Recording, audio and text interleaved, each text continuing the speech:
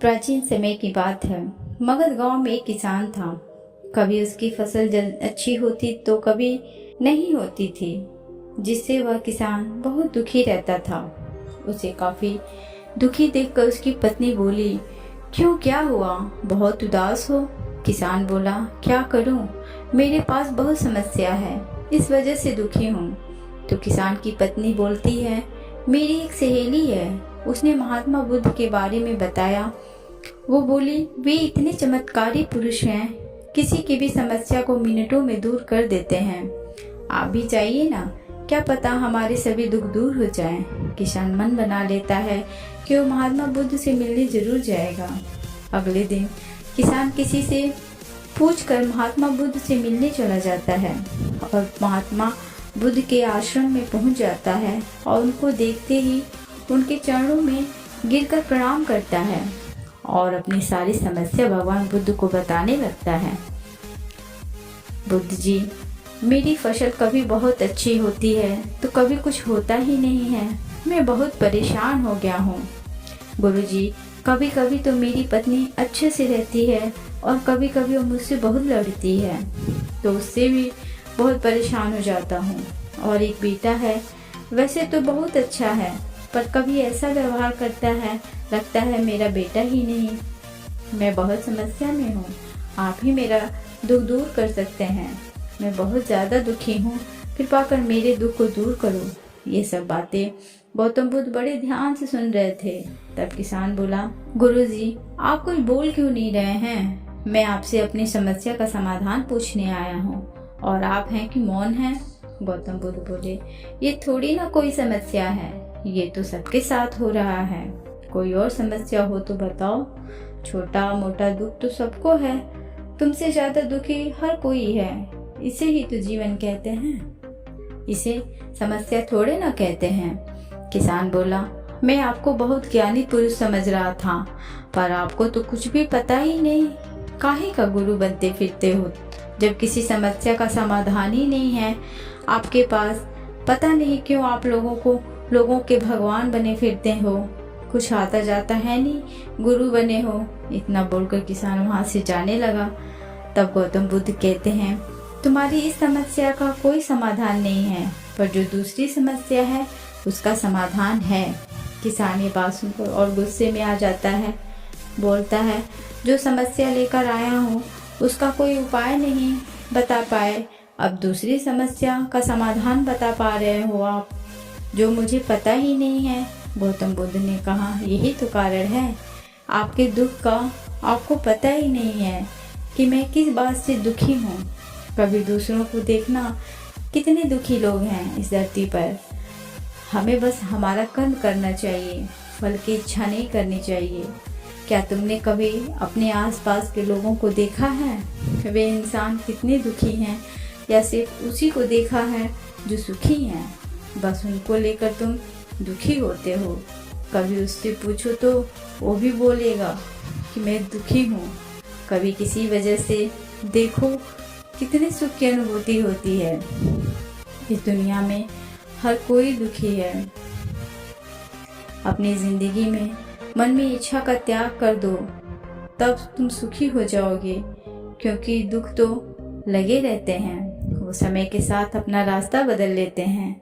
बस उस दुख में ना घबराओ और सुख में बहुत ज़्यादा खुश भी मत होना, अपने आप तुम्हारी समस्या खत्म हो जाएगी। किसान बुद्ध के चरणों में गिरकर रोने लगता है और बोलता है, आपने मेरी आंखें खोल दी, आपने मुझे सही मार्ग दिखाया। भगवान, मैं अब बहुत संतुष्ट हूँ, आपकी बातों ने मेरा मन खोल दिया, मैं धन्य हो गया।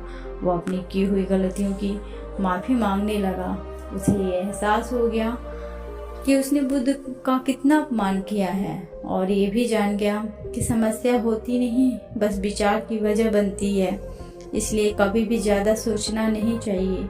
इस कहानी से हमें यह सीखने को मिलता है कि कभी भी अपने दुखों से भागना नहीं चाहिए। हमें जो मिला है उसमें संतुष्ट रहना चाहिए। हमसे भी ज़्यादा दुखी लोग हैं इस धरती पर, उनको देखना चाहिए, तब समझ में आएगा हम कितनी खुशनसीब हैं। Thanks for watching. समस्याएं दूर करने के लिए आगे बढ़ते रहना चाहिए। रुकने से लक्ष्य तक नहीं पहुंच सकते। एक परेशान व्यक्ति ने संत से कहा कि मेरे जीवन की बाधाएं खत्म हो ही नहीं रही हैं। संत उसे एक नदी के पास ले गए और किनारे पर खड़े होकर कहा कि जब ये नदी सूखेगी तब हम आगे बढ़ेंगे।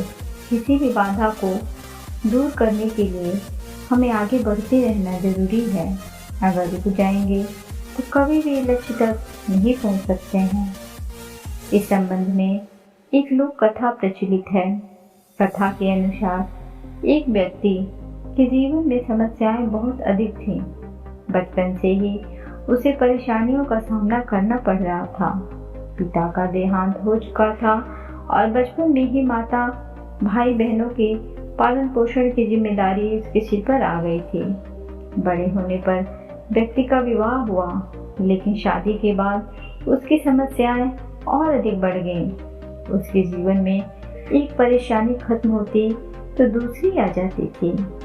एक दिन वह प्रसिद्ध संत के पास गया। व्यक्ति ने संत से कहा, मुझे अपना शिष्य बना दे, मैं परेशान हो गया हूँ, बहुत दुखी हूँ। संत ने कहा कि ठीक है, तुम मेरे शिष्य बन जाओ, मुझे बताओ क्या परेशानी है। व्यक्ति ने कहा कि गुरुजी, एक समस्या खत्म नहीं होती और दूसरी सामने आ जाती है। इस कारण मैं बहुत दुखी रहता हूँ, किसी भी काम में सफलता नहीं मिल पाती है।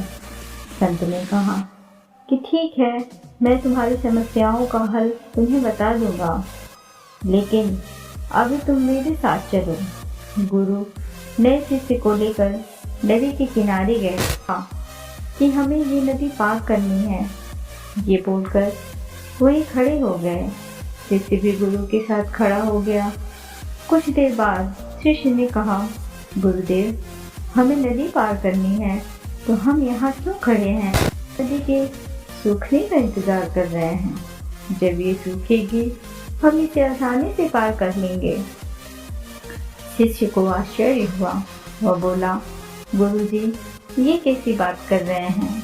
नदी का पानी कैसे और कब सूखेगा? हमें नदी को इसी समय पार कर लेना चाहिए।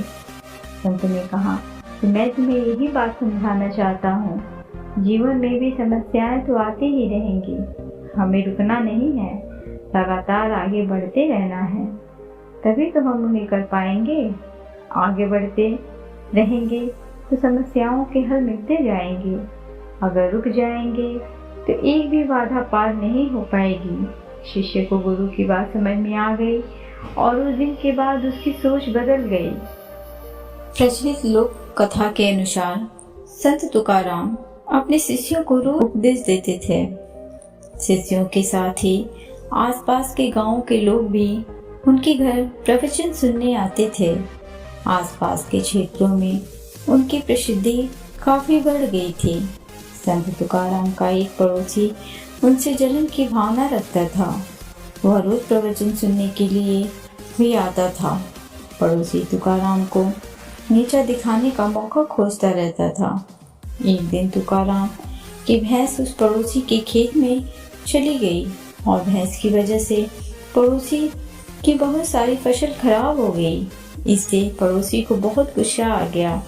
वह गुस्से में तुकाराम के घर गया और गालियां देने लगा। जब तुकाराम ने गालियों का जवाब नहीं दिया तो उसे और ज्यादा गुस्सा आ गया। पड़ोसी ने एक डंडा उठाया और संत की पिटाई कर दी। इतना होने के बाद भी तुकाराम चुप रहे। अंत में पड़ोसी थककर अपने घर चला गया। अगले दिन जब तुकाराम प्रवचन दे रहे थे तो वह पड़ोसी नहीं आया। वे तुरंत ही उसके घर गए और भैंस की वजह से हुए नुकसान की माफी मांगने लगे और प्रवचन में आमंत्रित करने लगे। तुकाराम की सहनशीलता और ऐसा स्वरूप देखकर वह पड़ोसी उनके पैरों में गिरकर क्षमा मांगने लगा। तुकाराम ने पड़ोसी को उठाया और गले लगा लिया। पड़ोसी को समझ आ गया कि संत तुकाराम उनके ज्ञान और व्यवहार की वजह से महान है। इस कहानी से हमें यह सीखने को मिलता है कि क्रोध का जवाब क्रोध से देने पर हमारे रिश्ते और ज़्यादा बिगड़ जाते हैं। अगर कोई व्यक्ति क्रोधित है तो हमें शांति से काम लेना चाहिए। एक ही समय पर दोनों लोग गुस्सा करेंगे तो वाद विवाद ज़्यादा बढ़ेगा और रिश्ते बिगड़ जाएंगे। इसीलिए गुस्से का जवाब गुस्से से ना दें। Thanks for watching.